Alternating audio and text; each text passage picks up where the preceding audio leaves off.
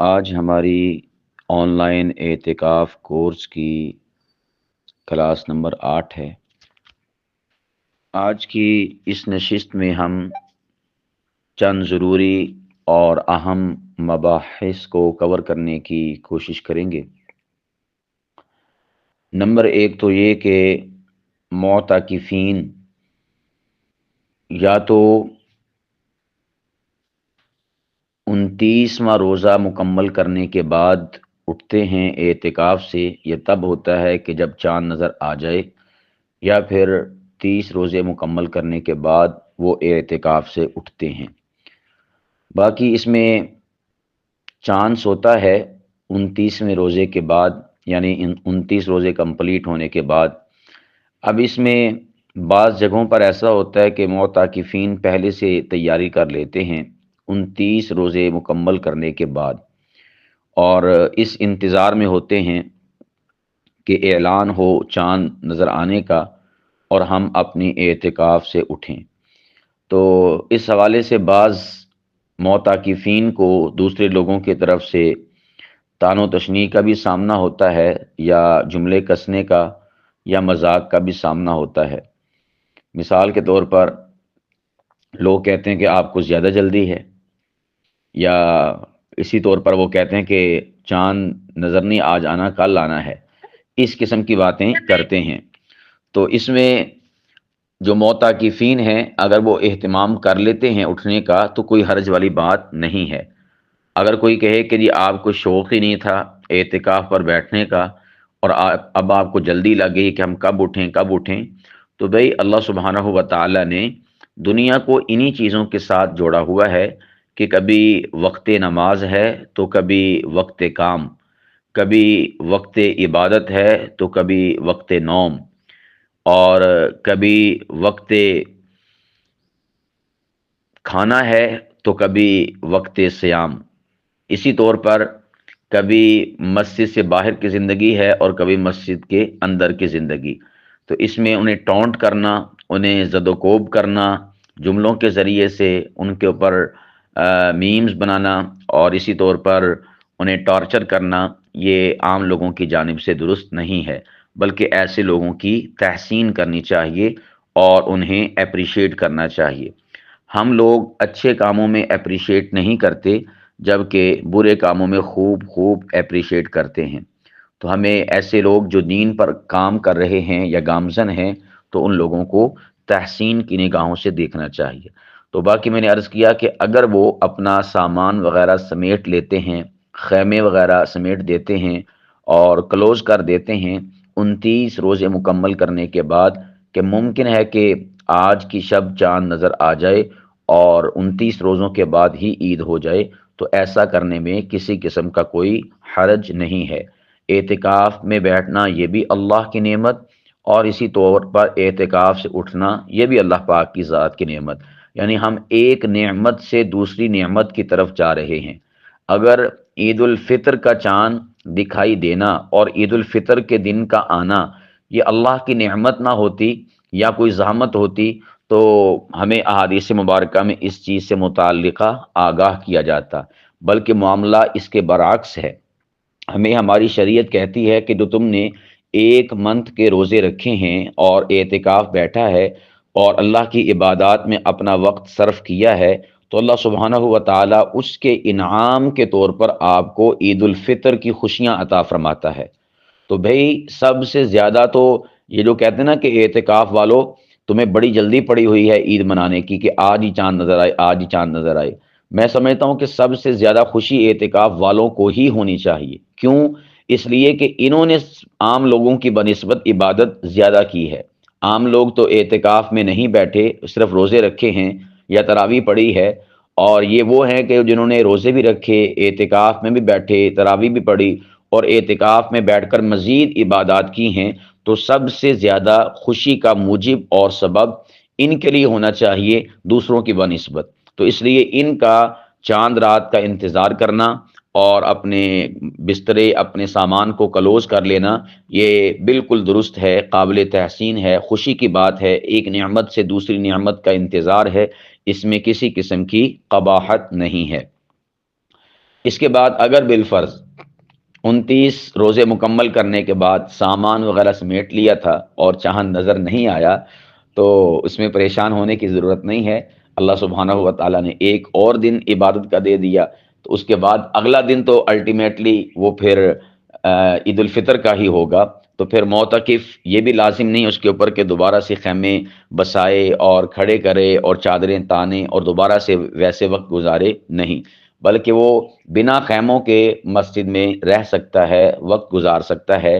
خیمے دوبارہ سے نصب کرنا یا تاننا یہ اس کے لیے بالکل بھی اس میں کسی قسم کی کوئی لوازم میں سے نہیں چیز آتی۔ اور پھر اگلا دن جب آئے گا، یعنی 30 روزے کمپلیٹ ہونے کے بعد، تو اس میں چونکہ بالکل متعین ہو جاتا ہے کہ اب اگلا دن عید کا ہے، تو پھر نماز مغرب کی جو ادائیگی ہے اس ادائیگی کے بعد یعنی افطاری کرے گا، افطاری کرنے کے بعد نماز مغرب ادا کرے گا، اور نماز مغرب کے متصل بعد پھر وہ اعتکاف سے اٹھ جائے گا۔ اور پھر بعض لوگ ایسے بھی ہوتے ہیں کہ جو اعتکاف میں اٹھنے سے پہلے، یعنی اٹھنا تو افطاری اور نماز مغرب کے بعد ہے، لیکن وہ اپنا سامان پہلے ہی گھر بھیج دیتے ہیں، بالکل درست ہے، کسی قسم کی کوئی قباحت نہیں ہے۔ اچھا، اب 29 روزے کمپلیٹ ہو گئے اور چاند نظر آ گیا تب، یا 30 روزے کمپلیٹ ہوئے اور چاند نظر آ گیا تب، دونوں صورتوں میں نماز مغرب کے بعد ہی اٹھنا ہے۔ نماز ادا کر کے سنتیں پڑھ کے آپ اعتکاف سے اٹھ جائیں گے۔ اب اس میں بھی چند چیزوں کو سمجھنے کی ضرورت ہے۔ نمبر ایک، ہمارے ہاں یہ جو اہتمام ہوتا ہے مساجد میں یا مستورات کے لیے گھروں میں، کہ رشتہ دار، اعزاء، اقارب، سہیلیاں، دوست، اور اسی طور پر والدین یا قریبی جو بھی ہوتے ہیں یا اہل محلہ، وہ اسپیشل اٹھانے کے لیے اعتکاف سے آتے ہیں۔ تو پہلی بات تو یہ یاد رکھیں کہ یہ عمل نبی پاک علیہ الصلاۃ والسلام کی شریعت سے ثابت نہیں ہے، لیکن یہ ایسا بھی عمل نہیں ہے کہ آپ کہیں کہ اس عمل کو کرنا ہی بدعت ہے۔ کئی جگہوں پر یہ بات سننے کو ملی ہے کہ جی اعتکاف سے اٹھانا یہ بدعت ہے، اور ہار پہنانا بدعت ہے، ان کو مسجد سے گھر لے جانا بدعت ہے، بس ہر شے بدعت ہے، بدعت ہے، بدعت ہے۔ ارے بھائی، بدعت کہتے کسے ہیں؟ بدعت کہتے ہیں کہ اگر کوئی شخص کوئی ایسا کام کرے اور اس کام کے پیش نظر اس کی نیت ہو کہ یہ اللہ کا حکم ہے، نبی پاک علیہ الصلاۃ والسلام کا طریقہ ہے، حالانکہ وہ اللہ پاک کی ذات کا حکم نہ ہو، نبی پاک علیہ الصلاۃ والسلام کا طریقہ نہ ہو، تو پھر وہ کام بدعت بنتا ہے کہ آپ نے دین میں ایک نیا کام ایجاد کر دیا۔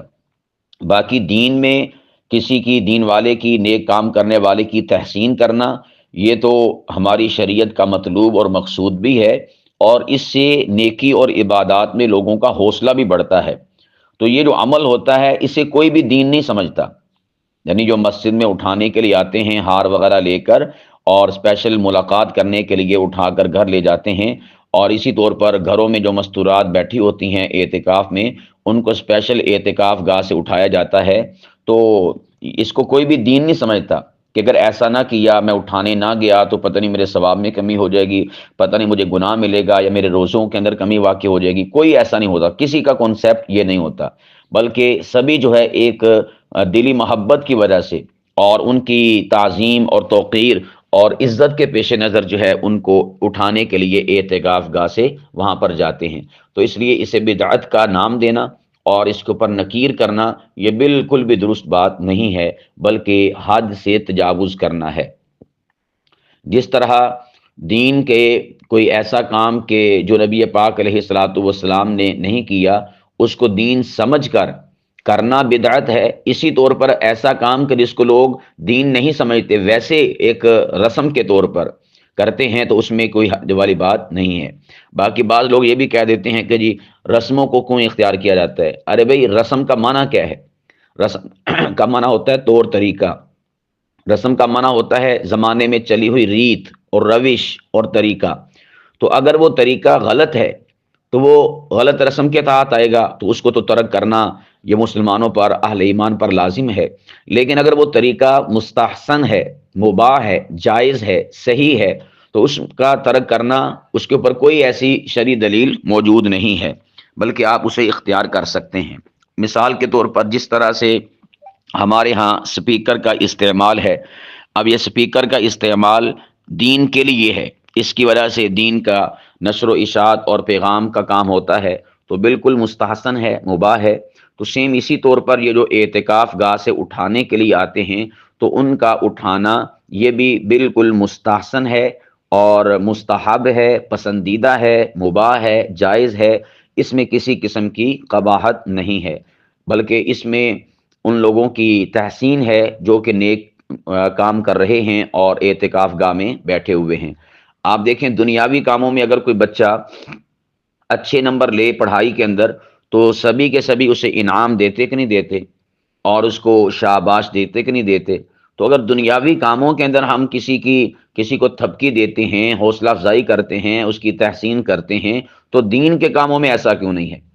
اچھا، پھر وہ جو لوگ اعتراض کرتے ہیں اور بدعت اس کو کہتے ہیں، ان سے یہ بھی سوال ہے کہ جو ان کی محافل مجالس ہوتی ہیں، مثال کے طور پر ختم قرآن کی مجلس ہو گئی، یا اسی طور پر ان کے ہاں صحیح بخاری کی مجلس ہو گئی، یا ان کا شادی بیاہ کا موقع ہو گیا، تو کیا اس موقع پر وہ یہ سبھی کچھ نہیں کرتے، ہار نہیں پہناتے؟ تو اس موقع پر ہار پہنانا پھر وہ کہاں سے آ گیا؟ تو اس سے یہ پتہ چلا کہ ہم بسا اوقات دین کے حوالے سے اتنے زیادہ متشدد ہو جاتے ہیں کہ ہمارے دین کا وہ مزاج ہی نہیں ہوتا. یعنی ہمارا تشدد یا ہماری سختی وہ دین کے مزاج میں فٹ بیٹھتی نہیں ہے. دین کے مزاج کو سمجھنا چاہیے. دین کا صرف یہ نہیں دیکھنا چاہیے کہ اس کے اوپر دلائل ہیں کہ نہیں ہیں. دین کا مزاج یہ بھی ایک اہم چیز اور اہمیت کی چیز ہے، اس کو بھی سمجھنا چاہیے، اس کے مطابق جو ہے معاملات کو لے کر چلنا چاہیے. تو اس لیے اس کے اوپر کسی قسم کی نکیر نہیں ہونی چاہیے. بعض لوگ یہ بھی کہتے ہیں کہ جی اس کی وجہ سے مسجد کا تقدس پامال ہوتا ہے. بھی کیسا تقدس پامال ہوتا ہے؟ جو اعتکاف گاہ سے اٹھانے کے لیے آتے ہیں بندے ہی آتے ہیں نا، کون سا وہ ساتھ میں کوئی جانور بھی لے کر آ جاتے ہیں؟ بندے ہی آتے ہیں نا. اور وہی بندے نماز مغرب میں تھے، وہی بندے مسجد میں افطاری بھی ہوتی ہے اس میں بھی تھے. تو اگر مجمع بڑھ جاتا ہے، لوگ آتے ہیں، تو جی یہ تو معاملات اس حوالے سے نہ ہوئے کہ آپ کہیں کہ جی مسجد کا تقدس پامال ہوتا ہے، یا تو وہ کوئی جانور ساتھ میں لے آئیں مسجد میں پھر تو آپ کہیں. تو یہ بالکل فضول سی بات ہے، اس کا بھی حقیقت کے ساتھ کوئی تعلق نہیں ہے. کوئی مسجد کا تقدس پامال نہیں ہوتا. اچھا، پھر وہ کہتے ہیں جی بعض لوگ ایسے ہوتے ہیں کہ جو آ کے پھول برساتے ہیں نمازیوں کے اوپر یا وہ اعتکاف میں بیٹھنے والوں پر، تو اس کی وجہ سے مسجد کا تقدس پامال ہوتا ہے. بھئی اس کی وجہ سے کیسے ہوتا ہے؟ نمبر ایک تو ٹھیک ہے آپ پھول نہ برسائیں، کیونکہ پھولوں کی وجہ سے وہ ساری پتیاں بکھر جائیں گی، پھر دوبارہ سے صفائی کرنی پڑے گی. تو باقی اس کے علاوہ اگر دیکھا جائے تو اس میں کوئی بے اکرامی نہیں ہے. پھول کیا ہیں؟ وہ بے اکرامی کی چیز نہیں ہے. یا تو یہ ہونا کہ کوئی گند آ کے ڈال دے، یا تو یہ ہو کہ کوئی آ کے وہاں پر تنکے بکھیر دے، کوئی ایسی ویسی شے بکھیر دے جو کہ گند کے زمرے میں آتی ہے، پھر تو آپ کہیں. پھول تو ایک خوشبو کی چیز ہے، خوشبو کا باعث ہے اور خوبصورتی کی چیز ہے. تو اس کو کہنا کہ اس کی وجہ سے مسجد کا تقدس پامال ہوتا ہے، یہ بالکل آؤٹ آف کانٹیکسٹ بات ہے. حقیقت کے ساتھ اس کا کوئی لنک اور تعلق نہیں ہے. ہاں باقی انتظامی حوالے سے کہا جا سکتا ہے کہ بھئی کوئی ساتھی پھول نہ برسائے. انتظامی سے متعلق کیا ہے کہ پھر دوبارہ سے صفائی کرنی پڑے گی، کیونکہ عام طور پر وہ اعتکاف گاہ میں اٹھنے سے پہلے صفائی وغیرہ کر لیتے ہیں عید کے لیے. تو اب جب دوبارہ پھول برسائیں گے تو اس کی وجہ سے پھر دوبارہ سے جھاڑو پھیرنا پڑے گا. ہاں اس انتظامی ضرورت کے پیش نظر آپ کہہ سکتے ہیں کہ پھول نہ برسائیں، لیکن ویسے کہنا کہ اس کی وجہ سے مسجد کا تقدس پامال ہوتا ہے، بالکل بھی نہیں ہوتا. اچھا، پھر اس کے بعد وہاں سے لے کے آتے ہیں جی ہار، اور وہ ہار یہ پھول کی پتیاں بھی ہوتے ہیں، اسی طور پر دوسرے ہار بھی ہوتے ہیں. تو کہتے ہیں جی فضول خرچی ہے. ارے بھائی ساری فضول خرچیاں آپ کو دین کے کاموں کو اپریشیٹ کرنے میں نظر آتی ہیں؟ اس طرح کی فضول خرچیاں تو ہم دنیا کے معاملات میں بے شمار کرتے ہیں.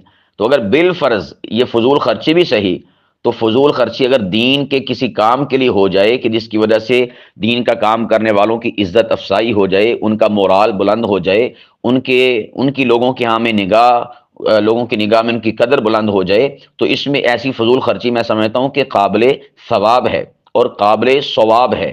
ثواب جو سواد کے ساتھ ہوتا ہے اس کا مطلب ہوتا ہے درستگی، صحیح، اور ثواب اس کا مطلب ہوتا ہے اجر. یعنی یہ ثواب کا باعث بھی ہے اور ثواب کا باعث بھی ہے. تو ایسی فضول خرچی کر لینی چاہیے کہ جس کی وجہ سے دین کا یا دین والوں کا مورال بلند ہوتا ہو. پھر اس کے بعد جب وہ اعتکاف گاہ سے اٹھتے ہیں تو اس میں بعض مساجد میں لوگ اجتماعی طور پر نعتیں پڑھنا شروع کر دیتے ہیں. تو نعتیں یا اسی طور پر رمضان کو الوداع کرنا، مساجد میں آتے ہیں کہ جی رمضان کو الوداع کرائیں، اور اس میں پھر وہ نظم پڑھتے ہیں، الوداع الوداع ماہ رمضان ماہ غفران، اس قسم کی وہ بنائی ہوئی ہیں. نمبر ایک، اس بات کو ذہن نشین رکھیں کہ اوپر والے جو اسپیکر ہوتے ہیں نا، ان میں پڑھنا درست نہیں ہے، اس لیے کہ اس کی وجہ سے کئی لوگ اپنی اپنی مصروفیات میں مشغول ہوتے ہیں، کوئی کالز کر رہا ہوتا ہے، کوئی باتیں کر رہا ہوتا ہے، کوئی پلاننگ کر رہا ہوتا ہے، تو اس سے ڈسٹربنگ ہوتی ہے.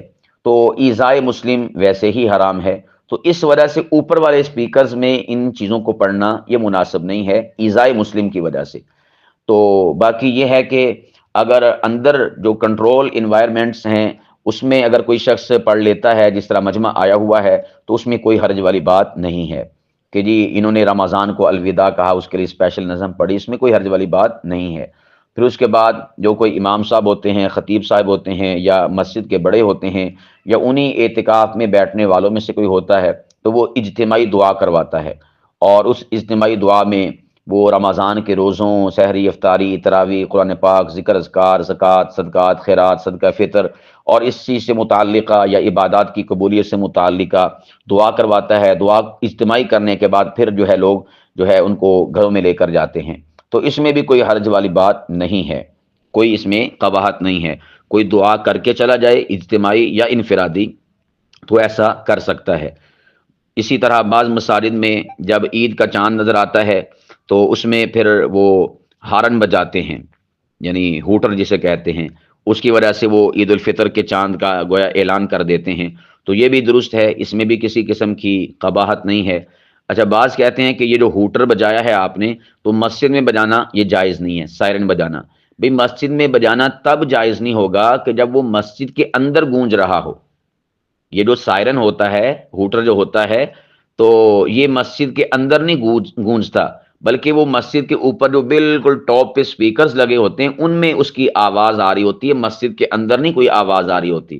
مسجد کے اندر تو فقط مشین ہوتی ہے، اس مشین سے بٹن کو آن کرنا ہوتا ہے اور اس نے اوپر سے جو ہے چلنا شروع ہو جانا ہوتا ہے.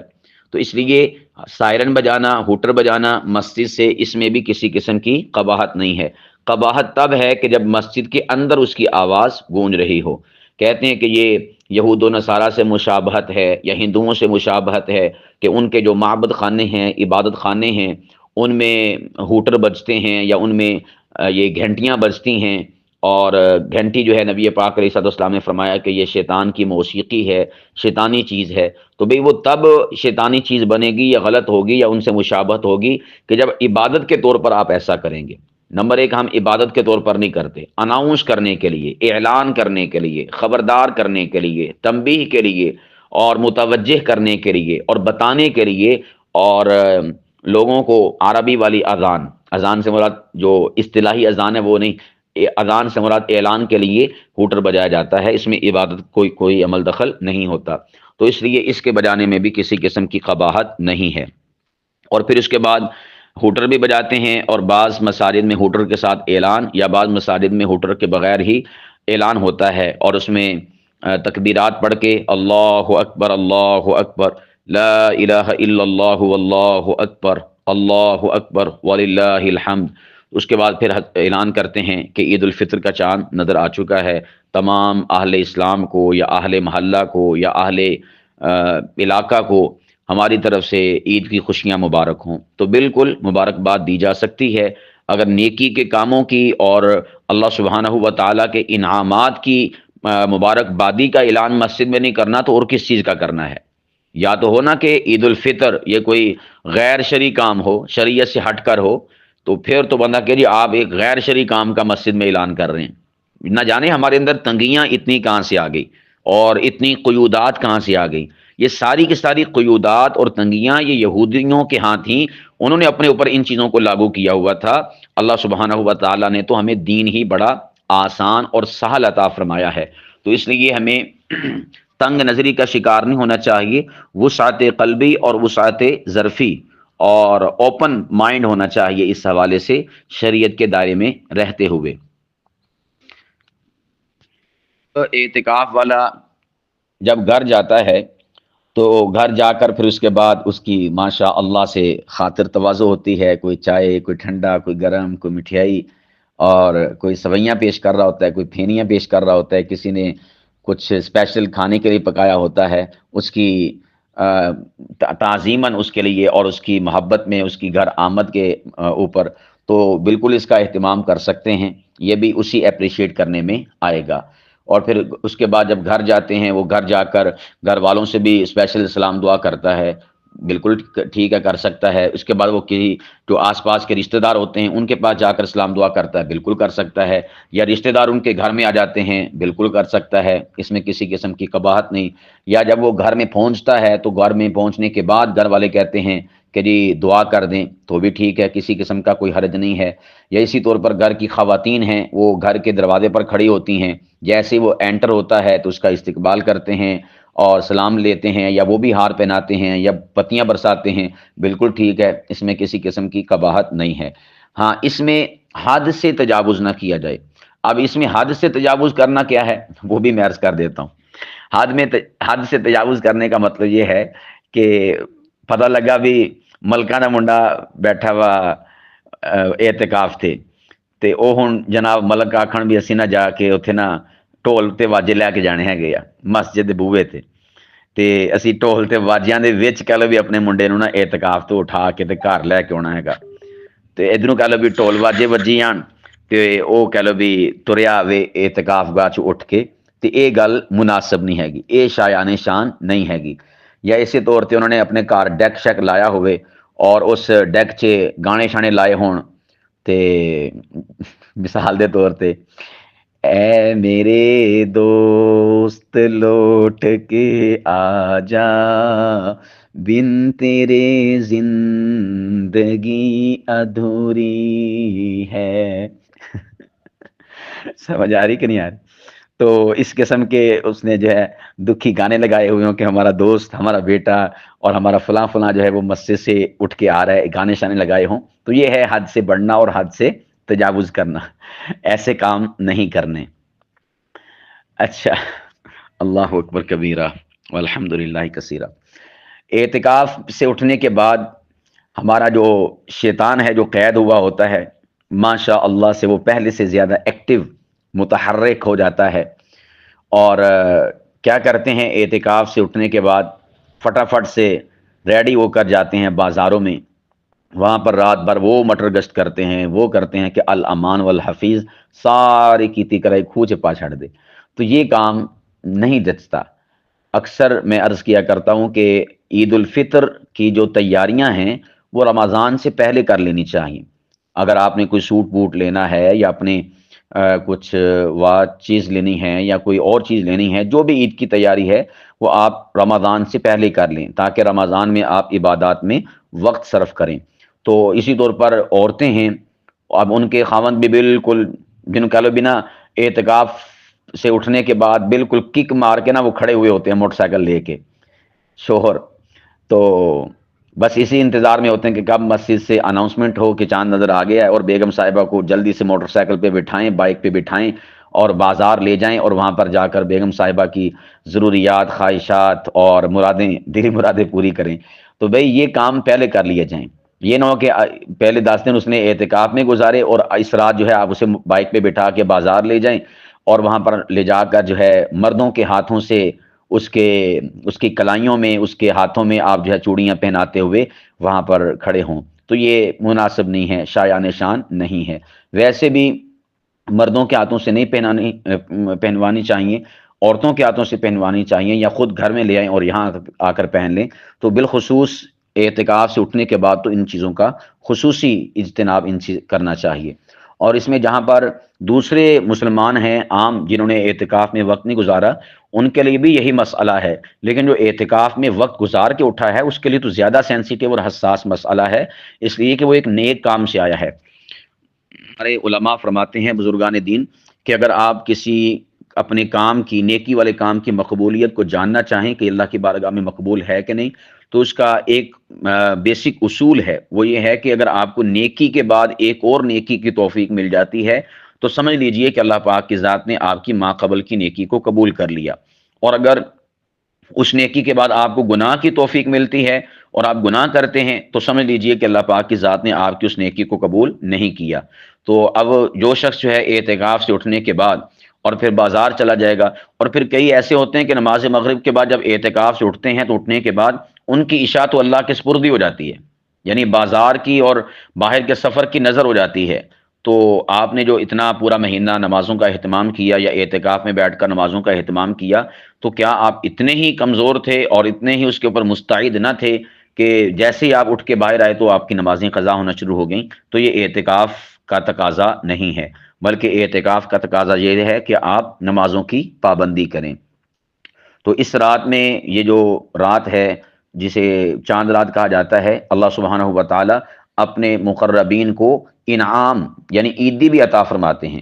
اسے بزرگوں کے ہاں لیلۃ الجائزہ، لیلۃ الجائزہ کی رات کے نام سے اسے یاد کیا جاتا ہے، یعنی یہ وہ رات ہے کہ جس رات میں اللہ سبحانہ و تعالی اپنے بندوں کو عیدی دیتے ہیں۔ عیدی کس زاویے سے دیتے ہیں کہ جو اس نے رمضان میں عبادات میں وقت گزارا ہوتا ہے، تو پروردگار عالم اس رات میں فرشتوں سے کہتے ہیں کہ اے فرشتوں بتاؤ کہ ایک مزدور ہے، وہ مزدوری کر لے تو اس کی مزدوری کے اختتام پر اب اس کا حق کیا بنتا ہے؟ تو فرشتے کہتے ہیں کہ ظاہر سی بات ہے کہ اس کو اس کی مزدوری کا بدلہ دیا جائے۔ تو اللہ سبحانہ و تعالیٰ فرماتے ہیں گواہ رہنا آج کی رات ان رمضان میں مزدوری کرنے والوں کی مزدوری کی رات ہے، رمضان میں عبادات کرنے والوں کی اجر اور انعام اور عیدی کی رات ہے۔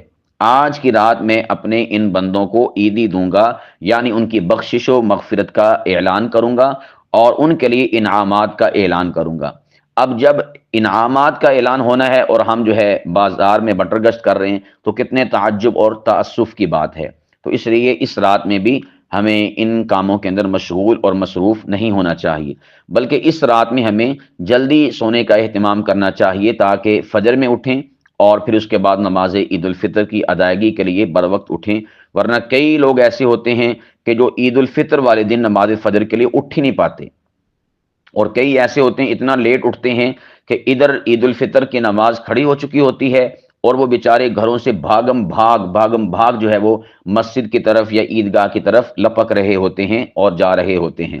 تو اس میں مین وجہ کیا ہوتی ہے کہ سستی اور کاہلی کا شکار، رات بھر جھاگتے رہے اور پھر اس موقع پر آ کر جو ہے انہیں جلدی پڑی ہوتی کہ ہم نماز میں شریک ہو جائیں۔ اور پھر اس کے بعد بعض ہماری جو مستورات اور خواتین ہیں وہ کیا کرتی ہیں کہ اس رات میں رات بھر مہندی لگانے کا اہتمام کرتی ہیں، اس میں پھر ٹولیاں بن جاتی ہیں، ایک کو لگا، دوسری کو، تیسری کو، 12 1 2 بج جاتے ہیں اور پھر جا کر وہ سوتی ہیں۔ اب ظاہر سی بات ہے کہ جب اتنا لیٹ سوئیں گی تو اٹھیں گی کب؟ اور کل کے جو معمولات ہیں عید الفطر کے اور خوشی کے دن کے، ان معمولات کو لے کر کیسے چلیں گی؟ تو اس لیے ان چیزوں پر اگر ہم فوکس نہیں کریں گے، غور نہیں کریں گے، اچھا اب کہیں گے کہ جی ہم پھر یہ کام کب کریں؟ تو بھئی اس کام کے لیے ایک انسان میکنزم بنائے، نظام بنائے کہ میں ان کاموں سے کیسے نمٹ جاؤں اور میرا یہ کام بھی ہو جائے، اور اس طرح جو اگلے دن کی مصروفیات ہیں دینی اعتبار سے یا دیگر گھریلو اعتبار سے ان میں بھی کسی قسم کی ڈسٹربنگ نہ ہو۔ تو اس کے لیے آپ خود سے ایک نظام بنا سکتے ہیں۔ اب اس کے لیے اللہ سبحانہ و تعالیٰ نے آپ کو عقل دی ہے، شعور دیا ہے اور نظم و ضبط اور ڈسپلن کی سمجھ بوجھ دی ہے، آپ اس کے مطابق چلیں، نظام کو سیٹل کریں۔ آپ مغرب سے عشاء تک یہ کام کر سکتے ہیں یا عشاء کے بعد 1 گھنٹہ 2 گھنٹے کر سکتے ہیں، لیکن یہ کوئی جواز نہیں بنتا کہ رات 12 1 بجے تک جو ہے ان کاموں میں مصروف اور مشغول رہا جائے۔ اور پھر کئی تو ایسے ہیں کہ جو ایکٹیو ہی اس معاملے اور اس چیز کے حوالے سے رات کو ہوتے ہیں، کس طرح سے وہ یوٹیوب کھول کے جو ہے وہ دیکھ رہے ہوتے ہیں کہ کون کون سے ڈیزائن لگانے ہیں، کون کون سے بنانے ہیں، وہ ڈیزائننگ کی چیکنگ کے اندر ہی 2 2 گھنٹے صرف کر دیتے ہیں۔ ٹھیک ہے، تو یہ اپنا یعنی وقت ضائع کرنے والی بات ہے۔ بالفرض آپ نے اپنے آپ کو میکنزم اور نظام بنانا ہے کہ میں سارے کام کر لوں، یہ کام بھی ہو جائیں اور وہ بھی ہو جائیں، اور یہ کام کرنے بھی چاہیے۔ حتیٰ کہ اس حوالے سے حدیث پاک ہے، رسول پاک علیہ الصلوۃ والسلام بیٹھے ہوئے تھے، پردے کے پیچھے سے ایک عورت نے ایک خط نبی پاک علیہ الصلوۃ والسلام کو دینا چاہا، تو اس نے جب ہاتھ بڑھایا تو اس کے ہاتھ پر بالکل صاف شفاف ہاتھ تھا، مہندی نہیں لگی ہوئی تھی۔ تو آپ علیہ الصلوۃ والسلام نے سیدہ عائشہ سے کہا کہ یہ مرد کا ہاتھ ہے یا عورت کا ہاتھ ہے؟ تو سیدہ عائشہ نے کہا کہ یا رسول اللہ یہ عورت کا ہاتھ ہے۔ تو نبی پاک علیہ الصلوۃ والسلام نے فرمایا کہ عورت اور مرد کے ہاتھ میں فرق مہندی لگانا ہے، یہ حدیث پاک ہے۔ تو فرمایا کہ عورت کو چاہیے کہ وہ اپنے ہاتھوں کو رنگے اور اس کو جو ہے مہندی سے ہمیشہ کے لیے خوبصورت کر کے رکھے، تاکہ امتیاز ہو سکے کہ یہ عورت کا ہاتھ ہے یا مرد کا ہاتھ ہے۔ تو یہ تو ہماری شریعت کا مطلوب اور مقصود ہے، مہندی لگانا۔ تو اس میں یعنی ہمیں اہتمام کرنا چاہیے، لیکن میں نے کہا اس اہتمام کی وجہ سے باقی کام بگڑ جائیں تو ہمیں اس سے اوائڈ کرنا چاہیے، اس سے اجتناب اور پرہیز کرنا چاہیے۔ تو اس لیے ان تمام تر معاملات کی سیٹنگ پہلے سے۔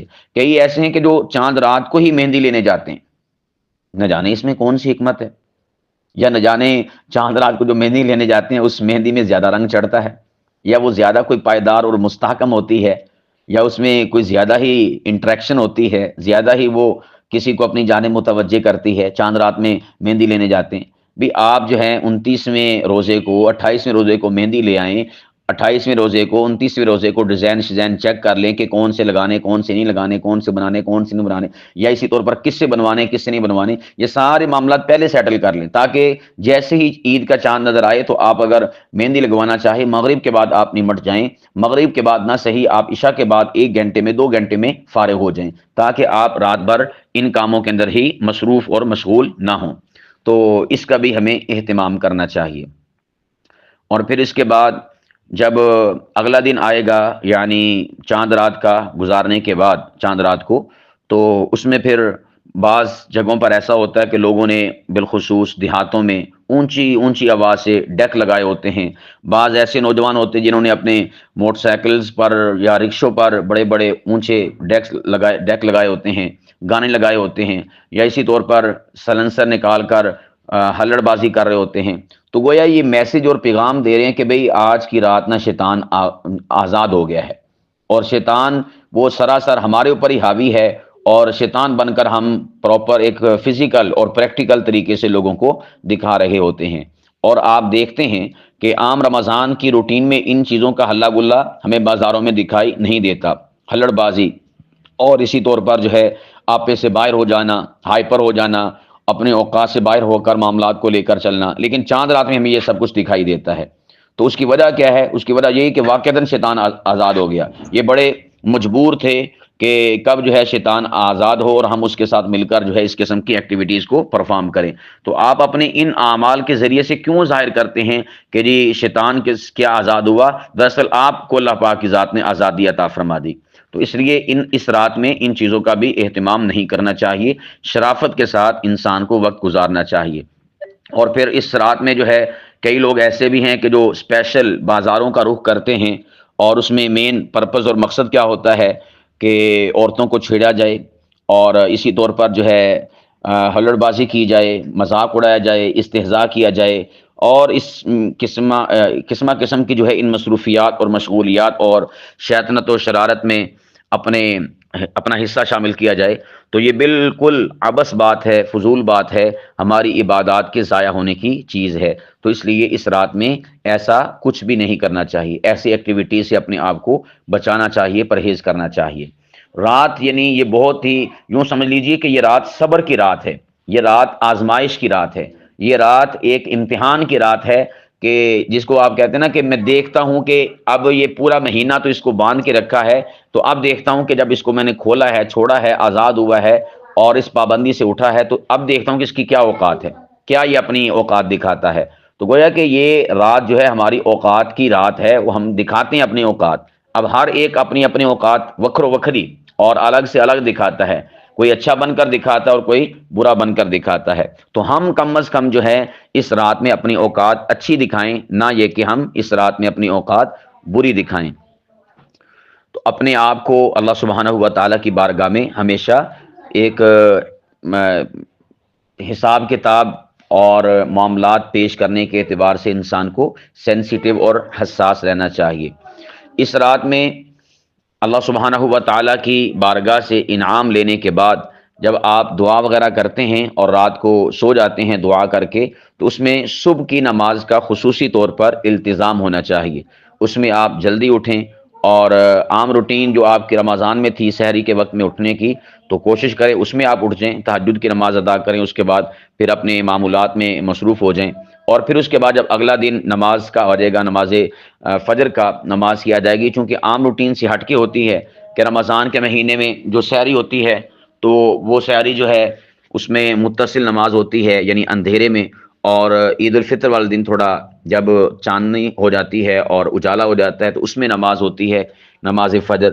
تو اس لیے ہم سابقہ روٹین سے ایک گویا کہ ایک الگ نظام میں آ جاتے ہیں، تو ہمیں ما قبل کا نظام اور ما بعد کا نظام اس کو آپس میں مینج کرنا چاہیے، تاکہ اتنا گیپ نہ آ جائے کہ ہم ما قبل کی لائف اور ما بعد کی لائف سے بہت زیادہ بعد اور دوری محسوس کریں۔ اگر ہم رمضان میں تہجد کا اہتمام کرتے رہے ہیں تو اگر عید الفطر والے دن نماز تہجد کا اہتمام کر لیں گے تو اس میں کوئی قباحت والی بات نہیں ہے۔ ہم یہ سمجھتے ہیں کہ بس رمضان کے مہینے میں ہی ہم نے جو کرنا تھا وہ کر لیا، اب اس کے بعد جو ہے ہم نے کوئی جو ہے اہتمام عبادات کے حوالے سے نہیں کرنا۔ اور پھر عید الفطر والے دن بعض لوگ ایسے ہیں کہ جو اپنا نماز فجر پڑھنے کے متصل بعد قبرستانوں کا رخ کرتے ہیں اور کہتے ہیں جی آجو ابو نو عید میں لائیے یا امی نو عید میں لائیے۔ تو بھائی یہ جو فجر کی نماز کے بعد آپ نکلتے ہیں عید ملنے کے لیے، قبرستانوں کی جانب جاتے ہیں، نمبر ایک تو اسے آپ دین کا حصہ نہ سمجھیں کہ یہ کوئی پتہ نہیں دین کی چیز ہے تو اس لیے ہمیں لہذا جانا ہی ہوگا۔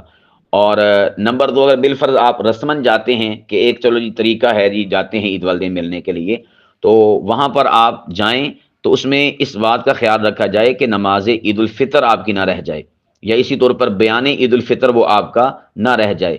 ہمارے ہاں ہوتا کیا کہ وہاں پر ایک تو مٹک مٹک کر چلتے ہیں، آہستہ آہستہ باتیں کرتے کرتے جا رہے ہوتے ہیں قبرستانوں کی طرف، اور پھر وہاں پر جا کر کبھی اس قبر کبھی اس قبر، کبھی ادھر باتیں کر کبھی ادھر کر، یعنی تسلی سے وہاں پر نا خوب چہل پہل اور ٹہل ٹول کے نا پھر واپس آ رہے ہوتے ہیں۔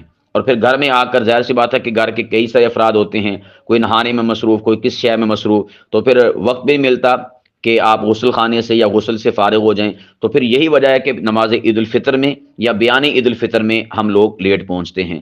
تو یہ ہماری جو سستیاں ہیں ہمیں ان سستیوں کو ترک کرنا چاہیے۔ یا تو آپ جو ہیں وہاں پر قبرستان میں جائیں ہی نہ نماز فجر پڑھنے کے بعد۔ نماز فجر پڑھنے کے بعد نبی پاک علیہ الصلوۃ والسلام کا معمول کیا تھا؟ اگر وہ دیکھا جائے سنت کے مطابق تو وہ یہی معمول تھا کہ آپ علیہ الصلوۃ والسلام نماز فجر پڑھنے کے بعد گھر میں آتے اور گھر میں آنے کے بعد نماز عید الفطر کی تیاری کیا کرتے تھے۔ اب آپ دیکھیں ہمارا عمل کیا ہے اور ہماری نبی کا عمل کیا ہے۔ ہم نماز فجر پڑھنے کے بعد قبرستانوں کی طرف، اور رسول پاک علیہ الصلوۃ والسلام نماز فجر پڑھنے کے بعد اپنی نماز عید الفطر کی تیاری کی طرف۔ تو ہم اتنے نبی پاک علیہ الصلوۃ والسلام کے عمل سے دور کیوں ہیں؟ تو اس میں ہمیں اس چیز کا خاص خیال رکھنا چاہیے کہ ہمارے اعمال نبی پاک علیہ الصلوۃ والسلام کی شریعت کے مطابق ہوں، آپ علیہ الصلوۃ والسلام کے مبارک طریقوں سے میچ کھاتے ہوں، اس میں کسی قسم کا تفاوت اور بعد نہیں ہونا چاہیے، اس میں کسی قسم کی دوری نہیں ہونی چاہیے۔ اور پھر اس کے بعد بعض ایسے بھی ہوتے ہیں کہ جو نماز فجر کے بعد اپنی خواتین کو، مستورات کو قبرستانوں میں لے جاتے ہیں، تو یہ بالکل درست بات نہیں ہے۔ خاتون جا سکتی ہے قبرستان میں، اس کی ابتدائی زمانہ میں ممانعت تھی، جیسا کہ مردوں کے لیے ممانعت تھی، بعد میں اجازت دے دی گئی، لیکن وہاں پر جا کر جس قسم کا ماحول بنتا ہے اس ماحول کو کریٹ کرنے سے ہمیں اپنے آپ کو بچانا چاہیے۔ یہ کوئی طور طریقہ نہیں ہے ہمارا کہ ہم ایک مہینہ بالکل پارسا، حاجی، نمازی، شریف، بلکہ شریف کیا اشرف، ٹھیک ہے، اور اشرف بھی کیا شرفا، اور ایسے کہ جس طرح پتہ نہیں اس کائنات میں ہم سے بڑا کوئی حاجی نعمت الدین ہے ہی نہیں، لیکن جیسے ہی چاند نظر آیا اور عید الفطر آئی اور یکم شوال آئی اور رمضان گیا تو پھر شاید ہم سے بڑا کوئی اس روئے عرض پر شیطان صفت انسان ہی کوئی نہیں ہے۔ تو یہ ہمارے اعمال میں اور ہمارے ازمنہ میں تفاوت یہ مناسب بات نہیں ہے، ایک مسلمان کی شایان نشان نہیں ہے۔ تو ہمیں اس آخری دن پر اور اس آخری رات پر اور پھر آنے والے دن پر ان چیزوں کا خصوصی طور پر التزام اور اہتمام کرنا چاہیے، اور ان پر خوب غور و خوض کرنا چاہیے اور معاملات کو صحیح ٹریک پر لے کر چلنا چاہیے۔ اللہ سبحانہ و تعالی ہماری رمضان کی عبادات کو قبول فرمائے، اور ہمیں جو پروردگار عالم نے رمضان کے مہینے میں اپنی صفات کا رنگ چڑھایا تھا ہمارے اوپر، خدا کرے کہ وہ رنگ سال بھر چڑھا رہے۔ اور اللہ سبحانہ و تعالیٰ کی صفات کا رنگ کیا تھا کہ اللہ سبحانہ و تعالیٰ کھاتے نہیں ہیں، اللہ سبحانہ و تعالیٰ پیتے نہیں ہیں۔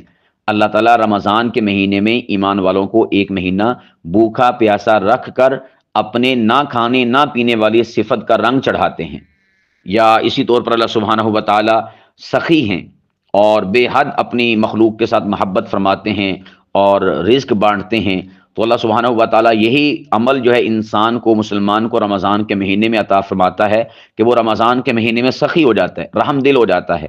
تو اللہ سبحانہ و تعالیٰ رمضان کے مہینے میں یہ والا کام کروا کے اپنے بندوں سے اپنی صفت رحم کا رنگ ان کے اوپر چڑھاتے ہیں، اور اسی طور پر اپنی صفت سخاوت کا، جود و سخا کا رنگ ان کے اوپر چڑھاتے ہیں۔ تو جب ہم اللہ سبحانہ و تعالیٰ کا رنگ لے لیتے ہیں تو اس کے بعد اس رنگ کا اثر ہمیں ہمارے اوپر دکھائی دینا چاہیے، جیسا کہ اللہ پاک فرماتے ہیں پارہ نمبر 1 سورہ بقرہ، سورہ نمبر 2 اور پارہ نمبر 1 کا سب سے آخری رکوع، فرمایا صبغۃ اللہ، اللہ کا رنگ، ومن احسن من اللہ صبغہ، اور اللہ کے رنگ سے بڑا خوبصورت اور اچھا اور پائیدار رنگ کس کا ہو سکتا ہے؟ تو اللہ سبحانہ و تعالیٰ کا رنگ اتنا کچا نہیں ہم اپنے اوپر چڑھائیں کہ جیسے ہی یہ مخصوص وقت گزرے تو اس کے بعد رنگ اترنا شروع ہو جائے، اور ایسا اترے کہ کوئی ہمیں پہچان ہی نہ سکے۔ آپ دیکھتے ہوں گے رمضان کے مہینے میں ہر وقت سر کے اوپر ٹوپی، ہر وقت سر کے اوپر کوئی نہ کوئی چادر، کوئی نہ کوئی امامہ، لیکن جیسے ہی چاند نظر آیا تو ہر شے پتہ نہیں ٹوپی کہاں چلی جاتی ہے، اور پورا رمضان سر کے اوپر دوپٹہ اور ہر شے بالکل حاجن شریفاں بن کر رہتی ہیں، لیکن جیسے ہی چاند نظر آیا تو اس کے بعد پھر ہم سب کچھ اتار پھینکتے ہیں۔ تو یہ گویا کہ آپ بتاتے ہیں کہ ہمارے اوپر کچا رنگ چڑھا تھا، اللہ کی ذات کا پکا رنگ نہیں چڑھا تھا۔ تو رنگ وہی ہوتا ہے کہ جو پکا چڑھے، اور ایسا چڑھے کہ پھر اترنے کا نام نہ لے۔ خداوند قدوس ہمیں اپنا رنگ چڑھائے، اور ایسا چڑھائے کہ وہ رنگ کبھی اترے نہ، ایسا چڑھائے کہ بلال حبشی کی طرح ہم پر رنگ چڑھ جائے، کہ بلال حبشی ماریں کھایا کرتے تھے اور ظلم، جبر، ستم برداشت کیا کرتے تھے، لیکن اللہ سبحانہ و تعالیٰ کی محبت کا رنگ کبھی ان کے بدن سے، قول سے، بول سے، عمل سے، کردار سے، کریکٹر سے اترا نہیں ہے، بلکہ اور زیادہ اس کا اثر ہوا کرتا تھا کہ جب مار پڑتی تھی تو کیا کہتے تھے؟ اللہ احد، اللہ احد، کہ اللہ کی ذات ایک ہی ہے، اللہ کی ذات دو نہیں، تین نہیں۔ تو یہ ہے اصل رنگ کہ جو کبھی اترے نہ۔ رنگ کیسا ہے کہ زنیرہ کی آنکھیں نکالی گئیں لیکن زنیرہ نے دامن مصطفیٰ نہیں چھوڑا، خداوند قدوس کی محبت سے اعلان براعت نہیں کیا۔ یہ ہے اصل رنگ کہ ایسا چڑھا کہ پھر جان آفرین کے سپرد کر دی، لیکن پھر واپس نہیں پلٹے، پیچھے نہیں ہٹے۔ اور سیدہ سمیہ رضی اللہ تعالیٰ عنہ 2 لخت ہو گئیں، لیکن اللہ سبحانہ و تعالیٰ کا جو چڑھا ہوا رنگ تھا اس رنگ کو اترنے نہیں دیا۔ تو آج دیکھ لیں تاریخ ان عظیم شخصیات کو سلامی پیش کرتی ہے۔ تو ہمیں بھی اپنی ذات کے اوپر اللہ پاک کی ذات کا رنگ چڑھانا چاہیے، اور اس طرح سے چڑھانا چاہیے کہ پھر یہ رنگ اترنے نہ پائے، اور ایسا چڑھ جائے کہ اس رنگ سے دوسرے لوگ مستعار لے کر اپنے اوپر رنگ چڑھانے کی کوشش کریں۔ پروردگار عالم ہم سب کو توفیق عمل نصیب فرمائے، ہماری عبادات کو اپنی بارگاہ میں قبول فرمائے، اور ہمارے اوپر اپنی ذات کا رنگ چڑھا دے۔